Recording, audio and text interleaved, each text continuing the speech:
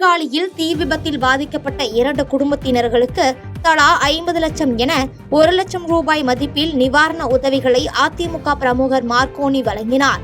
மயிலாடுதுறை மாவட்டம் சீர்காழி ரயில்வே ரோட்டில் கஸ்தூரி என்பவர் தனது கூரை வீட்டில் குடும்பத்தோடு வசித்து வருகிறார். இந்நிலையில் சமையல் செய்யும் பொழுது கேஸ் சிலிண்டர் கசிவு ஏற்பட்டு தீ விபத்துக்குள்ளானது. அப்பொழுது பலத்த காற்று வீசியதால் தீ பரவி அருகில் இருந்த உறவினர் தயாநிதி என்பவர் வீட்டிலும் தீ பரவியது. இதனைத் தொடர்ந்து 2 வீட்டிலும் உள்ள 10 லட்சம் ரூபாய் மதிப்பிலான பொருட்கள் முற்றிலும் எரிந்து நாசமாயின. இந்நிலையில் இதுகுறித்து தகவல் அறிந்து வந்த அதிமுக அம்மா பேரவை மாநில துணை செயலாளர் மார்க்கோனி பாதிக்கப்பட்ட கஸ்தூரி, தயாநிதி ஆகிய 2 குடும்பத்தினருக்கு அரிசி, பாய், உடைகள் உள்ளிட்ட 1 லட்சம் ரூபாய் மதிப்பிலான பொருட்களை வழங்கி உதவினார்.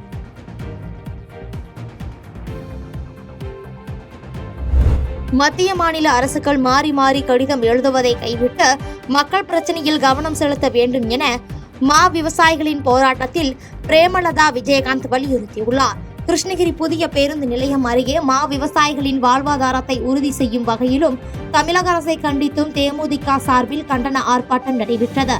இந்த ஆர்ப்பாட்டத்தில் கலந்து கொண்ட தேமுதிக பொதுச் செயலாளர் பிரேமலதா விஜயகாந்த் மா விவசாயிகளுக்கு ஆதரவாக கண்டன கோஷங்களை எழுப்பினார். பின்னர் பொதுமக்கள் மத்தியில் பேசிய அவர், மா விவசாயிகளுக்கு ஏக்கருக்கு 10,000 ரூபாய் நிவாரணம் வழங்க வேண்டும் என வலியுறுத்திய அவர், மத்திய மாநில அரசுகள் மாறி மாறி கடிதம் போடுவதை விட்டு மக்கள் பிரச்சனையில் கவனம் செலுத்த வேண்டும் என வலியுறுத்தி பேசினார். பிரைம் மினிஸ்டருக்கு லெட்டர் போடுறாரு மத்திய அரசு, உடனே அவங்க ஒரு பதில் கடிதம் போட்டுறாங்க. முடிஞ்சு போச்சுங்களா?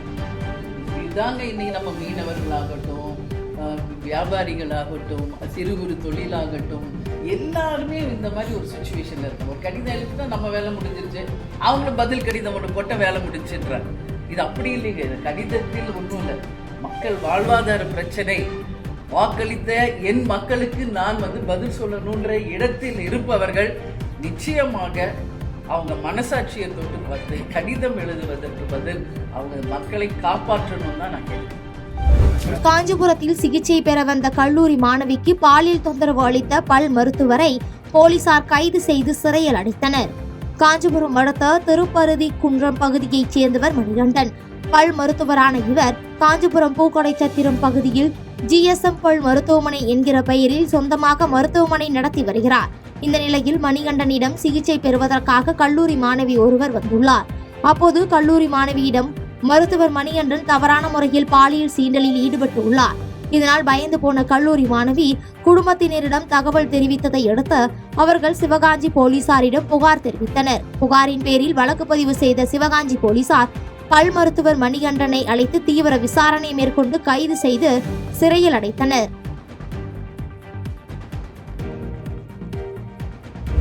நடிகர் அருண் பாண்டியன் தயாரித்து திரைக்கதை எழுதி விரைவில் வெளிவர உள்ள அக்கேனன் திரைப்படம் குறித்த செய்தியாளர்கள் சந்திப்பு கோவை பிராட்வே சினிமாஸ் வளாகத்தில் நடைபெற்றது. இதில் நடிகர் அருண் பாண்டியன், படத்தின் நாயகி கீர்த்தி பாண்டியன் உட்பட திரைப்பட குழுவினர் செய்தியாளர்களிடம் பேசினர். முன்னதாக வித்தியாசமான தலைப்பை உள்ள அக்கேனன் தலைப்பு குறித்து நடிகரும் தயாரிப்பாளருமான அருண் பாண்டியன் கூறுகையில், தமிழில் ஆயுத எழுத்து என்று குறிப்பிடும் 3 புள்ளிகளாக அமைந்துள்ளதைப் போல இப்படத்தின் திரைக்கதையும் இருக்கும் என அவர் தெரிவித்தார். இதனைத் தொடர்ந்து பேசிய நடிகை கீர்த்தி பாண்டியன், அசோக் செல்வனுடன் நல்ல கதை வரும்போது இணைந்து நடிப்போம் என பதிலளித்தார்.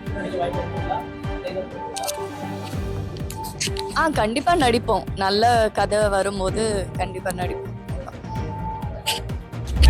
சிவகங்கையில் போலீஸ் விசாரணையில் காவலாளி அடித்து கொலை செய்யப்பட்ட சம்பவத்திற்கு நீதிபதி தலைமையில் விசாரணை நடத்த வேண்டும் என மதிமுக பொதுச் செயலாளர் வைகோ வலியுறுத்தியுள்ளார். கோவை விமான நிலையத்தில் செய்தியாளர்களை சந்தித்த அவர், மதிமுகவின் நிர்வாக குழு கூட்டத்தில் திமுகவிடம் 2 இலக்க தொகுதிகளை கேட்போம் என யாருமே பேசவில்லை என விளக்கம் அளித்ததோடு, தமிழ்நாடு முழுவதும் மதிமுக செயல் வீரர்கள் கூட்டம் நடத்த ஏற்பாடு செய்யப்பட்டிருப்பதாகவும் தெரிவித்தார். மேலும் திமுக கூட்டணியில் எந்த குழப்பமும் இல்லை என தெரிவித்த அவர், திராவிட முன்னேற்ற கழகத்திற்கு வெற்றியை தேடி கொடுப்பதற்கு மறுமலர்ச்சி திராவிட முன்னேற்ற கழகம் முழு மூச்சாக பாடுபடும் எனவும் தெரிவித்தார். திருபுவனத்தில் போலீஸ் விசாரணையின் போது காவலாளி உயிரிழந்த விவகாரத்தில் திமுக அரசு உடனடியாக நடவடிக்கை மேற்கொண்டதாகவும், எனினும் இந்த சம்பவத்தை நீதிபதி தலைமையில் விசாரணை நடத்த வேண்டும் எனவும் அவர் வலியுறுத்தினார். சாத்தான்குளம் விவகாரத்தில் எதிர்க்கட்சிகள் களத்தில் இறங்கிய பின்பே அதிமுக நடவடிக்கை எடுத்ததாகவும், ஆனால் திருபுவனம் சம்பவத்திற்கு திமுக உரிய நடவடிக்கையை மேற்கொண்டுள்ளதாகவும் அவர் விளக்கமளித்தார். நேற்று பத்திரிகையாளர்கள் சந்திப்பிலேயே சொன்னேன், தேர்தலை பொறுத்தமட்டில் திராவிட முன்னேற்ற கழகம் மகத்தான வெற்றி பெறும், இந்த கூட்டணி வெற்றி பெறும். ஆனால் திராவிட முன்னேற்ற கழகம் அறுதி பெரும்பான்மை, தனிப்பெரும்பான்மை பெறும். கூட்டணி அரசுக்கே அங்கே வேலை இருக்காது. ஆகவே தேர்தலுக்கு முழு மூச்சாக எப்படி டாக்டர் கலைஞர் அவர்களின் இறுதி மூச்சு பிரிவதற்கு முன்பு அவரை சந்தித்த போது நான் என்ன சொன்னேனோ, நானும் தளபதி ஸ்டாலின் அவர்கள் இருவர் மட்டும்தான் அவரை பார்க்க போனோம். வைகோ வந்திருக்கிறாப்பான்னு சொன்னார். அப்பொழுது உங்களுக்கு எப்படி ஒரு 30 ஆண்டுகள் பக்கபலமாக இருந்தேனோ அதை போல தம்பிக்கும் நான் பக்கபலமாக இருப்பேன் என்று சொன்னவுடன் என் கையை பற்றி கொண்டார் ஸ்டாலின். கண்களிலே கண்ணீர் கசிந்தது கலைஞர் அவர்களுக்கு. கடைசி காலத்தில் அவர் மரண படுக்கையில் இருக்கும் பொழுது நான் கொடுத்த வாக்குறுதியை உறுதியாக காப்பாற்றுவேன். அந்த முடிவில் தான் நிர்வாக குழுவிலும் நேற்று திராவிட முன்னேற்ற கழகத்திற்கு வெற்றியை தேடிக் கொடுப்பதற்கு மறுமலர்ச்சி திராவிட முன்னேற்ற கழகம் முழுமூச்சாக பாடுபடும். சாத்தூர் அருகே பட்டாசு ஆலை வெடி விபத்தில் 7 பேர் உயிரிழந்த நிலையில் பட்டாசு ஆலையின் மேலாளர் மற்றும் போர்மேன் ஆகிய இருவரை போலீசார் கைது செய்தனர். சிவகாசியைச் சேர்ந்த கமல்குமார் என்பவருக்கு சொந்தமான கோகுலேஸ் பட்டாசு தொழிற்சாலை சின்னக்காமன்பட்டி பகுதியில் செயல்பட்டு வருகிறது. இந்த பட்டாசு ஆலையில் சுமார் 20க்கும் மேற்பட்ட அறைகளின் 50க்கும் மேற்பட்டோர் பட்டாசு தயாரிக்கும் பணியில் ஈடுபட்டு வருகின்றனர். இந்நிலையில் இன்று காலை வழக்கம் போல் பணி செய்ய தொடங்கிய நிலையில் உராய்வின் காரணமாக திடீரென வெடி விபத்து ஏற்பட்டதாக தெரிகிறது. இந்த வெடி விபத்தில் சிக்கி 3 பேர் சம்பவ இடத்திலேயே உயிரிழந்த நிலையில் சிகிச்சை பலனின்றி 4 பேர் உயிரிழந்துள்ளனர். மேலும் இந்த விபத்து குறித்து பட்டாசு ஆலையின் மேலாளர் மற்றும் போர்மேன் ஆகிய இருவரையும் கைது செய்து போலீசார் விசாரணை நடத்தி வருகின்றனர்.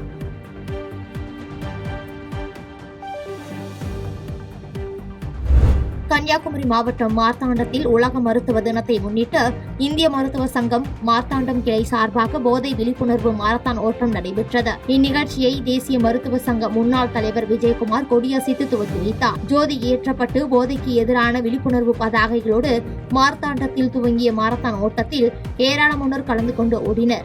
இதனைத் தொடர்ந்து செய்தியாளர்களை சந்தித்து பேசிய தேசிய மருத்துவ சங்க முன்னாள் தலைவர் விஜயகுமார், மருத்துவர்களின் மன அழுத்தத்தை போக்க யோகா போன்ற நிகழ்ச்சிகளை மருத்துவர்களுக்கு நடத்த மத்திய மாநில அரசுகள் நடவடிக்கை எடுக்க வேண்டும் என கேட்டுக்கொண்டார். இளம் மருத்துவர்களுக்கும் கட்டாயமாக மன அழுத்தம் அதிகமாக இருக்கின்றது. பல காரணங்களுக்காக இருந்து கொண்டே இருக்கின்றது. அதற்கு அட்வைஸ் நாங்கள் எல்லோருமே மாதத்துக்கு ஒரு முறை கூடி ஒரு மன அழுத்தத்தை ரிலீஸ் செய்வதற்கான ஒரு CMA மற்றும் ப்ரோக்ராம், யோகா மற்றும் டென்ஷன் ரிலீஸ் பண்ணுவதற்காக பல நிகழ்ச்சிகளை ஆர்கனைஸ் செய்து கொண்டிருக்கின்றோம் மருத்துவர்களுக்காக. கட்டாயமாக இது அரசாங்கமும் அதற்கு நல்ல முன் சிறந்த முறையில் அதை ஆர்கனைஸ் செய்ய வேண்டும் என்று கேட்டுக்கொள்கிறேன். பண்ருட்டியில் கொலை குற்றத்தை மறைக்க சடலத்தின் மீது மிளகாய் பொடியை தூவிய குற்றவாளியை போலீசார் கைது செய்தனர். கடலூர் மாவட்டம் பண்ருட்டி அடுத்த நெல்லிக்குப்பம் வரக்கால்பட்டு பகுதி சுடுகாடு அருகே சலூன் கடை உரிமையாளர் நாகமுத்து என்பவர் கழுத்து அறுத்து சடலமாக கிடந்துள்ளார். மேலும் அவர் அணிந்திருந்த 2 பவுண்ட் தங்கச்சங்கிலி, 1/2 பவுண்ட் தங்க மோதிரம் காணாமல் போயிருந்ததால் போலீசார் உடலை மீட்டு விசாரணை மேற்கொண்டு வந்தனர். கொலை குற்றவாளியை விரைந்து கைது செய்ய 4 தனிப்படைகள் அமைக்கப்பட்டு சந்தேகத்தின் அடிப்படையில் வீரமணி என்பவரை போலீசார் பிடித்து விசாரணை மேற்கொண்டதில் அவர் தனது குற்றத்தை ஒப்புக்கொண்டார். மேலும் அவரிடம் இருந்து நாகமுத்து அணிந்திருந்த தங்கச்செயின் மற்றும் மோதிரம் கைப்பற்றப்பட்டது. இதுகுறித்து செய்தியாளர்களுக்கு பேட்டியளித்த மாவட்ட காவல் கண்காணிப்பாளர் ஜெயக்குமார், கொலையாளி வீரமணி நாகமுத்துவிற்கு நெருங்கிய சொந்தமாக இருந்த நிலையில் கடன் சுமையால் மூழ்கி இருந்துள்ளார் என்றும், கொலை குற்றத்தை மறைக்க சடலம் உள்ளிட்ட இடங்களில் மிளகாய் பொடியை தூவி சென்றுள்ளார் எனவும் விசாரணை அடிப்படையில் தெரியவந்துள்ளது என்றார். ஆய்வாளர் ரவிச்சந்திரன் மற்றும் உதவி ஆய்வாளர்கள் தங்கவேல், பாபு மற்றும் உலகநாதன் ஆகியோர் கொண்ட 4 தனிப்படைகள் உடனடியாக அமைக்கப்பட்டது. அவர்கள் அந்த இடத்தில் கடந்த தடயங்கள் மற்றும் அறிவியல் பூர்வமான விசாரணையில் இந்த கொலையை செய்தது அதே வரக்கால்பட்டை சேர்ந்த வீரமணி என்ற நபர் தான். 2.5 பவுன் நகை மற்றும் 1/2 பவுன் மோதிரம் மற்றும் அந்த சம்பவத்திற்கு பயன்படுத்திய ஒரு 2 சக்கர வாகனம் மற்றும் கத்தி, அந்த சம்பவத்துக்கு பயன்படுத்திய கத்தி ஆகியவற்றை பறிமுதல் செய்திருக்கிறோம். உளுந்தூர்பேட்டையில் இருந்து திருக்கோவிலூர் நோக்கி சென்ற தனியார் பேருந்தில் ஆபத்தான முறையில் மாணவர்கள் தினமும் பயணம் செய்யும் வீடியோ வெளியாகி பரபரப்பை ஏற்படுத்தியுள்ளது. கள்ளக்குறிச்சி மாவட்டம் உளுந்தூர்பேட்டையில் இருந்து காம்பட்டு, பாச்சாப்பாளையம், ஆதனூர் வழியாக திருக்கோவிலூர் வரை தனியார் பேருந்து ஒன்று சென்று வருகிறது. இந்த பேருந்தில் அதிக அளவில் பள்ளி மாணவ மாணவிகள் சென்று வரும் நிலையில் அளவுக்கு அதிகமாக மாணவர்கள் பயணம் மேற்கொண்டு பேருந்தின் படிக்கட்டில் தொங்கியபடியும் மேல்கூரையில் அமர்ந்தும் உயிருக்கு ஆபத்தான முறையில் பயணம் செய்து வருகின்றனர். இது தொடர்பான வீடியோ சமூக வலைதளங்களில் வேகமாக பரவி வரும் நிலையில் சம்பந்தப்பட்ட அதிகாரிகள் இது தொடர்பான நடவடிக்கை எடுக்க வேண்டும் என பொதுமக்கள் கோரிக்கை வைத்துள்ளனர்.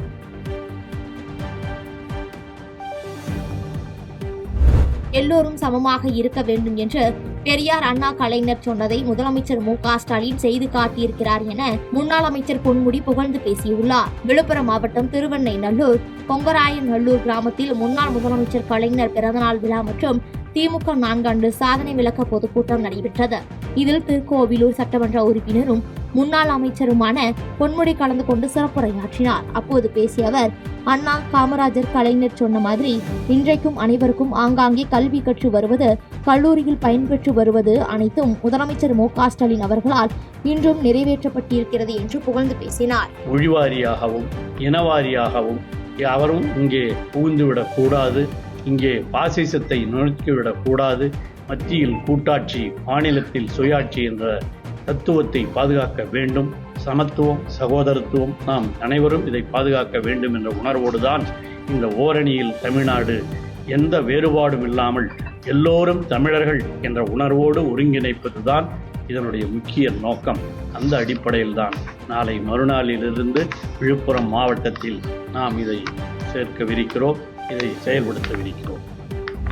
வாணியம்பாடி அருகே திருமணத்திற்கு மீறிய உறவால் ஆண் நண்பர்களுடன் சேர்ந்து கணவனை மனைவி கொலை செய்த சம்பவம் பெரும் பரபரப்பை ஏற்படுத்தியுள்ளது. திருப்பத்தூர் மாவட்டம் வாணியம்பாடி பகுதியில் விஜயன் மற்றும் வெண்ணிலா தம்பதி வசித்து வந்தனர். இந்நிலையில் வெண்ணிலா விஜயன் வீட்டில் தூங்கிக் கொண்டிருந்த போது உயிரிழந்ததாக விஜயனின் உறவினர்களிடம் தெரிவித்தார். இதனை அடுத்து விஜயனின் மரணத்தை சந்தேக மரணம் என திம்மாம்பேட்டை காவல்துறையினர் வழக்கு பதிவு செய்து விசாரணை மேற்கொண்டு வந்த நிலையில் அவரது பிரேத பரிசோதனை அறிக்கையில் கொலை செய்யப்பட்டது உறுதியானது. இதனைத் தொடர்ந்து திம்மாம்பேட்டை காவல்துறையினர் விஜயனின் உறவினர்கள் மற்றும் அவரது மனைவி வெண்ணிலாவிடம் தீவிர விசாரணை மேற்கொண்டு வந்த நிலையில் வெண்ணிலாவும் அதே பகுதியைச் சேர்ந்த சஞ்சயும் திருமணத்திற்கு மீறிய உறவில் இருந்ததாக தெரியவந்தது. இந்நிலையில் சஞ்சய் சிங்கப்பூர் சென்றதை அடுத்து வெண்ணிலா சஞ்சயுடன் வாழ ஆசைப்பட்டு சபரிவாசன், அழகிரி, சக்திவேல் மற்றும் நந்தகுமார் ஆகிய ஆண் நண்பர்களுடன் சேர்த்து கணவன் விஜயனை தலையணையால் முகத்தில் அழுத்தி கொலை செய்தது காவல்துறையினர் விசாரணையில் தெரியவந்துள்ளது.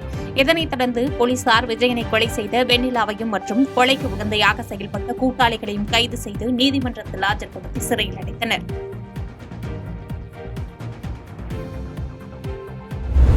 ஜெஸ்ரில் சிபிஎஸ்இ பள்ளியில் பயின்ற 2ஆம் வகுப்பு மாணவன் மர்மமான முறையில் உயிரிழந்த சம்பவம் அப்பகுதியில் பரபரப்பை ஏற்படுத்தியுள்ளது. சிவகங்கை மாவட்டம் சிங்கமுனரையில் ஜெஸ்ரில் சிபிஎஸ்இ பள்ளியில் மதுராபுரி வேங்கைப்பட்டியைச் சேர்ந்த 7 வயது சிறுவன் அஸ்வின் படித்து வந்தார். வழக்கம் போன்று இல்லாமல் பள்ளியின் சார்பாக காரில் மாணவனை ஏற்றிவிட்ட நிலையில் மாலை பள்ளி நிர்வாகம் பணியாளர்கள் மூலம் பெற்றோரை தொடர்பு கொண்டு மாணவனுக்கு பிக்ஸ் வந்ததாகவும் சிங்கமுனரை அரசு தாலுகா தலைமை மருத்துவமனையில் சேர்த்துள்ளதாகவும் தெரிவித்தனர். இதனை அடுத்து பதறி அடித்து வந்த மாணவனின் பெற்றோர் அரசு மருத்துவமனையில் பார்த்தபோது மாணவனின் வாயிலும் மூக்கிலும் ரத்தம் கசிந்தவாறு மர்மமான முறையில் உயிரிழந்து கிடந்ததை பார்த்து மாணவனின் பெற்றோர்கள் கதறி வந்தனர். இதனைத் தொடர்ந்து மாணவனின் பெற்றோர் பள்ளி நிர்வாகத்தை தொடர்பு கொண்ட போது அனைத்து எண்களும் சுவிட்ச் ஆஃப் செய்யப்பட்டதை அடுத்து சிங்கமுனரி போலீசாரிடம் புகார் அளித்தனர். இதனைத் தொடர்ந்து சம்பவ இடத்திற்கு வந்த போலீசார் உடலை கைப்பற்றி பிரேத பரிசோதனைக்காக அனுப்பி வைத்து சம்பவம் தொடர்பாக வழக்கு பதிவு செய்து தீவிர விசாரணை மேற்கொண்டு வருகின்றனர்.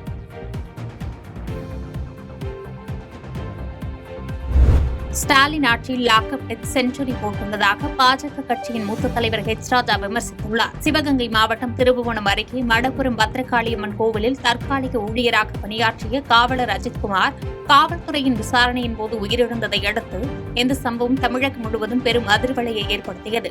இதனைத் தொடர்ந்து பாஜக முன்னாள் தேசிய செயலாளர் ஹெச் ராஜா உயிரிழந்த அஜித்குமாரின் இல்லத்திற்கு சென்று அவரது குடும்பத்தினரை சந்தித்து ஆறுதல் தெரிவித்தார்.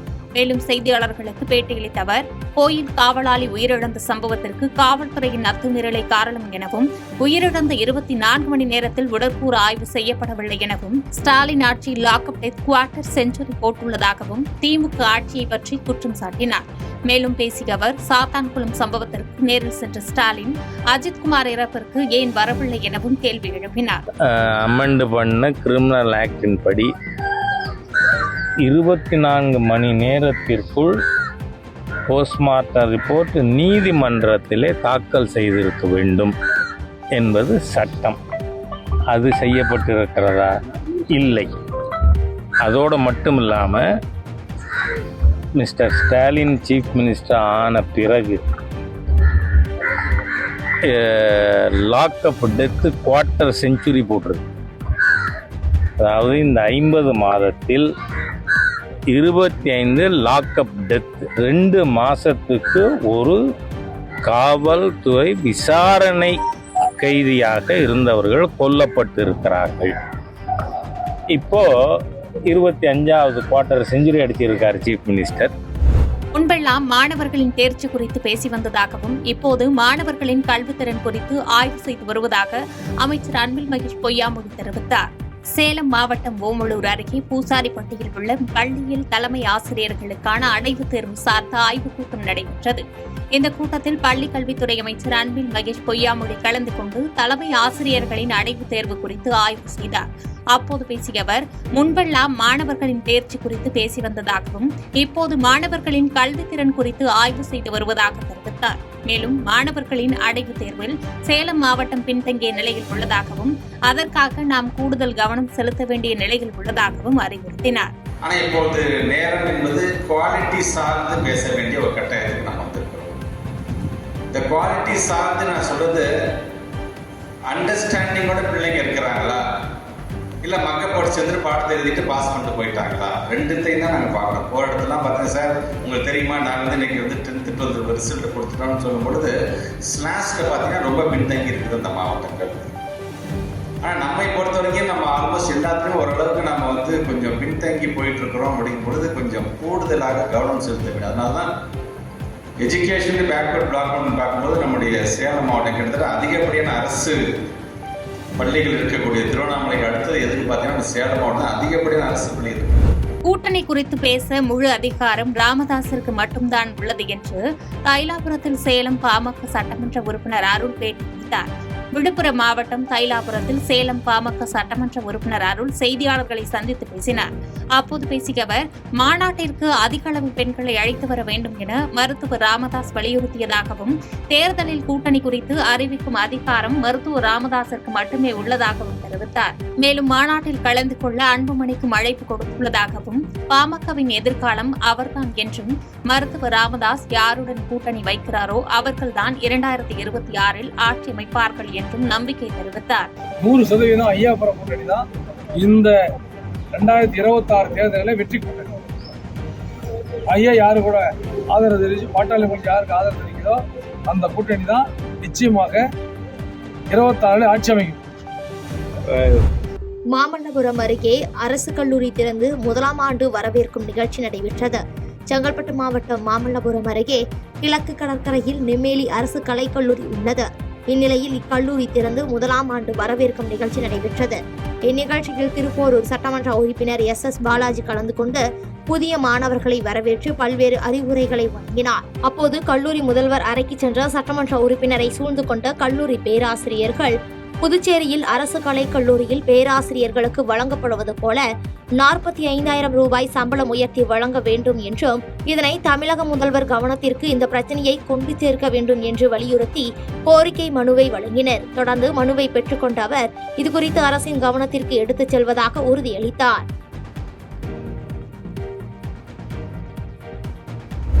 தொட்டியத்தில் வட்டாட்சியரை பொதுமக்கள் முற்றுகையிட்டு வாக்குவாதத்தில் ஈடுபட்டதால் பரபரப்பு ஏற்பட்டது. திருச்சி மாவட்டம் முசிறி தொட்டியம் அருகே தோளூர்பட்டி ஊராட்சி தனியார் கல்லூரி அருகில் கடந்த 20 ஆண்டுகளுக்கு முன்பு ஆதிதிராவிட நலத்துறை மூலம் 450 பயனாளிகளுக்கு இலவச பட்டா அரசு வழங்கியது. அதில் விளையாட்டு மைதானம், உடற்கல்வி பூங்கா அமைப்பதற்கு இடம் ஒதுக்கப்பட்டுள்ளது. ஆனால் அதில் 11 பேருக்கு கடந்த 2021ஆம் ஆண்டு இலவச வீட்டுமனை பட்டா வழங்கியுள்ளனர். இந்நிலையில் அங்கு விசாரணைக்கு வந்த தொட்டியம் வட்டாட்சியர் சேக்கிலாரை அப்பகுதி பொதுமக்கள் முற்றுகையிட்டு தங்களுக்கு விளையாட்டு மைதானம், பூங்கா, உடற்கல்வி பயிற்சி அமைப்பதற்கு அரசாங்கம் மூலம் ஒதுக்கப்பட்ட இடத்தில் பட்டா எப்படி வழங்கியுள்ளீர்கள் என கேட்டு வாக்குவாதத்தில் ஈடுபட்டதால் பரபரப்பு ஏற்பட்டது. தொடர்ந்து வட்டாட்சியர் சேக்கிலார் சம்பந்தப்பட்டவர்களை திருச்சி மாவட்ட ஆட்சித்தலைவரிடம் புகார் மனு அளித்து உங்களது கோரிக்கைகளை தீர்த்துக் கொள்ளுமாறு அறிவுரைகளை வழங்கினார்.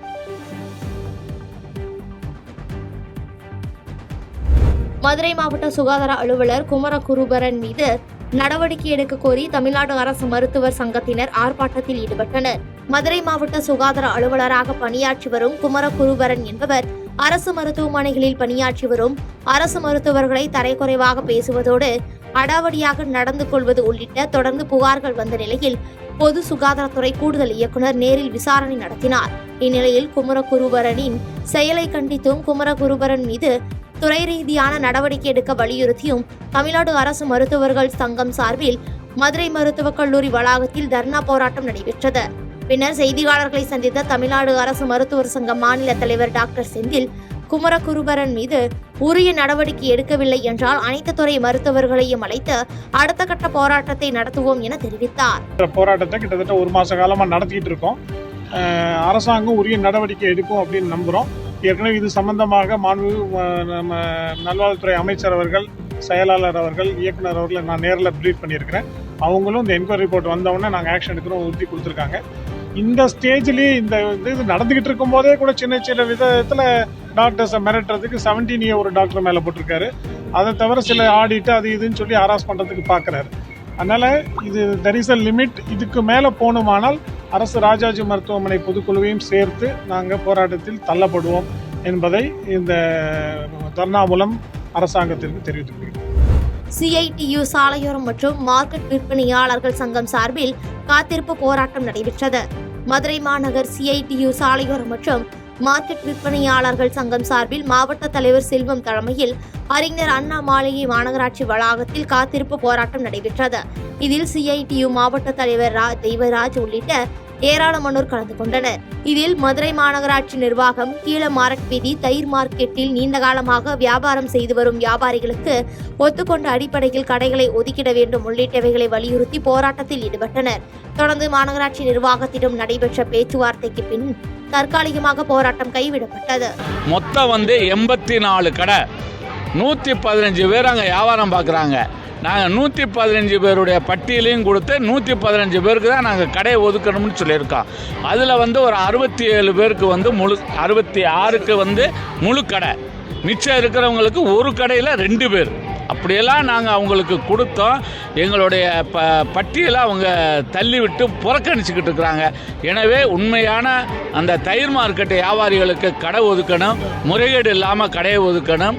இதற்கு பின்புலமாக இருந்து வியாபாரமே செய்யாத தேவதாசனுடைய பட்டியலை தள்ளுபடி நிராகரித்து நாங்கள் கொடுக்குற பட்டியலை ஆணையாளரும் துணையாளரும் ஏற்றுக்கொண்டு பாவப்பட்ட, மிகவும் பிற்படுத்தப்பட்ட, மிகவும் ஏழையான சாலையோர வியாபாரிகளுக்கு அந்த கடைகளை ஒதுக்குவதற்காகத்தான் நாங்கள் இந்த இயக்கத்தை நடத்துகிறோம். அவங்க பேச்சுவார்த்தை கூப்பிட்டு பிரச்சனை முடிகிறது. நாங்கள் இங்கே தான் இருக்க போகிறோம்.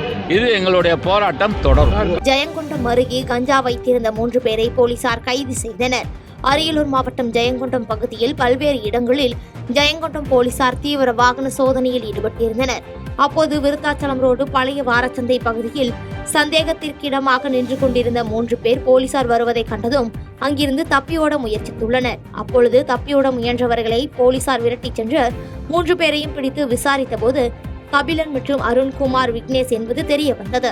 மேலும் அவர்கள் கையில் வைத்திருந்த 110 கிராம் எடையுள்ள கஞ்சாவை பறிமுதல் செய்து விசாரணை நடத்தி வருகின்றனர். செய்திகளை உடனுக்குடன் தெரிந்து கொள்ள கீழ்கண்ட கேபிள் மற்றும் DTH நெட்வொர்க்குகளில் எம்நாடு செய்தி தொலைக்காட்சியை காணுங்கள். பாதகம் செய்பவரை கண்டால் நாம் பயம் கொள்ளலாகாது பாப்பா. மோதி மிதித்துவிடு பாப்பா, அவர் முகத்தில் உமிழ்ந்துவிடு பாப்பா. அண்மை செய்திகளை உடனுக்குடன் தெரிந்து கொள்ள இணைந்திருங்கள் எம்நாடு தொலைக்காட்சியுடன்.